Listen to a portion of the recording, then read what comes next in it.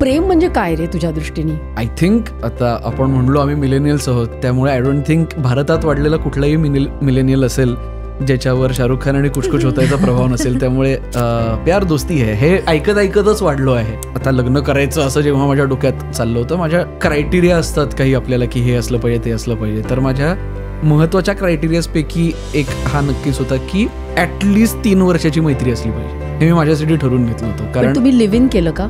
नाही, काय झालं की मी तेव्हा एकटी राहायचे, रेंटवर फ्लॅट घेऊन मी गोरेगावला राहायचे, सिरियलला जायचे. सो जेव्हा रिलेशनशिप सुरू झालं तेव्हा मृणालताईलाच असं वाटायचं की हे बिचारी रात्री 10 वाजता येते, 11 वाजता येते. आईने तर सगळं अनुभवलंय, म्हणजे पुण्याची मुलगी मुंबईला येऊन एकटी घरात राहून तो सगळा स्ट्रगल तिने अनुभवलाय. त्यामुळे तिला असं वाटायचं, ती म्हणायची तू आज घरीच येतेस का, कुठे आता जात बसतेस तिकडे, त्यामुळे तू ये ग. तू मग हळूहळू थोडेसे कपडे आले, मग म्हणजे नाईट आउट वगैरे व्हायच्या. म्हणजे अगेन मी म्हणलं तसं मैत्रीतून ते झाल्यामुळे नाईट आउटला एकमेकांकडे जाणं याची आम्हाला सवय होती.